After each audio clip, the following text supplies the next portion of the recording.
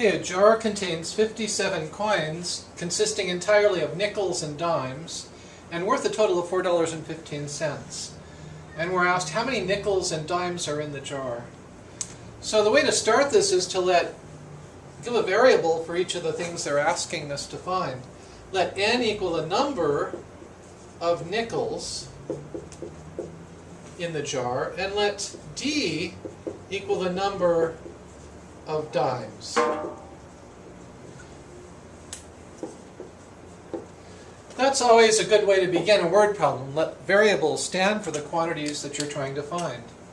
Now we can sort of express the information they've given us in the problem, but written in terms of n and d and translated into algebraic form. So there's nickels and dimes. The total number of nickels plus the total number of dimes adds up to 57 because there's a total of 57 coins in the jar. So the first equation we have is that the number of nickels plus the number of dimes must add up to the total number of coins in the jar, 57.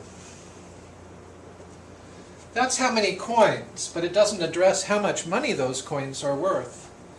So the next equation will be how much money is involved, and if we count it in cents rather than dollars, we can avoid having to deal with decimals. So we've got n nickels, and each one is worth 5 cents. So the total number of cents this is worth is 5 times n. That's the total number of cents those n nickels are worth.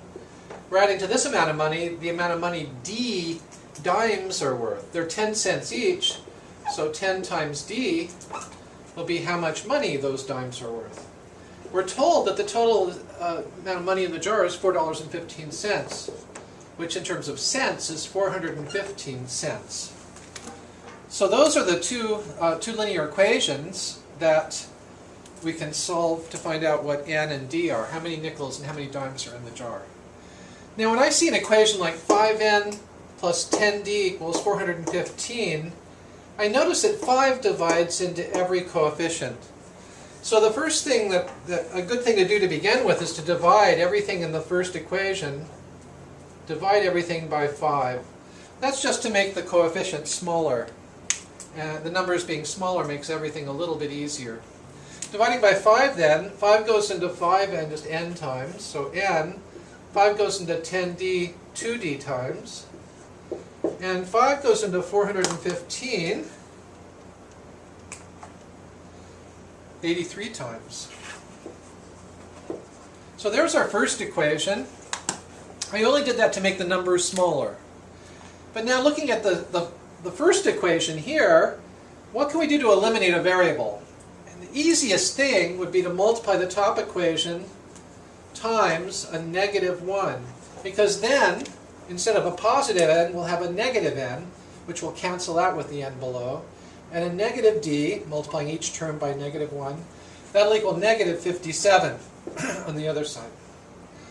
Now when we add these two equations together, the n's are eliminated, and we're left with 2d's minus 1d leaves a d. The number of dimes equals 83 minus 57, which is 26. So we now know that there were exactly 26 dimes in that jar. But we also were told there are a total of 57 coins in the jar. The number of nickels plus the number of dimes adds up to 57. If we put all this information together, we can find the number of nickels. Because the number of nickels n plus the number of dimes, which we now know to be 26, adds up to 57, then we need but subtract 26 from both sides of the equal sign.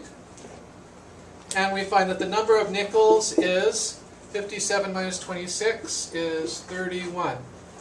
So we've got 31 nickels and 21 dimes in that jar.